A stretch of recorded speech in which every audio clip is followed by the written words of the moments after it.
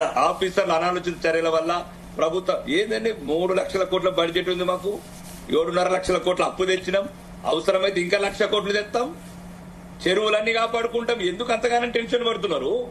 మేము నిజాయితీ ఉండాలండి ఇక్కడ జరిగింది ఏంటంటే అమ్మా ఒకటే ఉన్నోడు కడుతున్నాడు కానీ పక్కోడు కట్టాడు ఇక పెద్ద పెద్దోళ్ళే కట్టారు కదా మాకేం కాదని చిన్నోడు పోయి కూర్చున్నాడు అందరికి అన్ని తెలుసు అందరూ ఏమన్నట్టు ఏదో జరిగినట్టు కోడి మాయమైంది అన్నట్టు ఇక్కడ అందరికి అన్ని తెలిసిన ఇప్పుడు ఈ వేదిక మీద ఉన్న కూడా అందరం తెలివైన వాళ్ళమే రచనారెడ్డి గారు నాకు మంచి మా ఓన్ సిస్టర్ లెక్క సునీత అక్క కూడా ఏందని మంచి గౌరవనీయ శాసనసభ్యులు ఉండే సార్ మేము అందరం తెలివైన వాళ్ళమే తెలివితోనే బతికి మంచి స్థానాలకు వచ్చినాము ఇక్కడ హైదరాబాద్ లో ఏమేమి జరిగింది ఎవడెవడైతే రాజకీయ నాయకుడే మొదటి దోషి రెండో దోషి అధికారి మూడో దోషి కాంట్రాక్టర్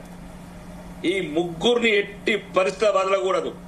నేనేమంటున్నానంటే జరిగింది కాదు భవిష్యత్ తరాలకు భరోసా ఇవ్వాలండి ఎందుకండి డబ్బులతో ఎవరు చచ్చిపోతాడు పోయేటప్పుడు ఎవరు కొండపోతాడు మరి దారుణంగా ప్రవర్తిస్తున్నారు కళ్ళ ముందు మునిగిపోతున్నది హైదరాబాద్ మునిగిపోతున్నది విజయవాడ మునిగిపోతున్నది అంటే నాకు ఒకసారి ఇబ్బందికరంగా ఉందండి శాసనసభ్యులుగా మాట్లాడాలంటే చాలా పరిమితులు ఉన్నాయి కానీ పరిమితులు దాటి మాట్లాడుతున్నా అని నేనేమంటున్నానమ్మా ఒకవేళ ఇప్పుడు ఆమె బిల్డర్ గారు అన్నారు ఒకవేళ మీరు బఫర్ జోన్ లో లేదు అవుతుంది నష్టపరిహారం ఇస్తాం స్టేట్ ప్రభుత్వం నుంచి ఒకవేళ అధికారులు అనాలోచిత చర్యల వల్ల ఏదైనా చర్య తీసుకున్నారు అనవసరంగా కూలగొట్టాము ఇప్పుడు ఒకటి అక్కడ సమస్య ఏమొస్తున్నది మళ్ళీ మీరు దయచేసి ఈ ప్రభుత్వాల మీద సామాన్యుడికి నమ్మకం సన్నగిల్లింది ఇది ఏదో బ్లాక్ మెయిల్ ఇప్పుడు శ్రావణ్ కుమార్ అన్నట్టు కరెక్టే వెనకాల ఏమైనా బ్రీఫ్ కేసులు మారుతుండొచ్చు సూట్ కేసులు మారుతుండొచ్చు పెద్ద పెద్ద వాళ్ళని బదిలేశారు మయ్యే ముందు గొడవడుతున్నారు ఎప్పుడు బలిపశువులు మేమే కావాలా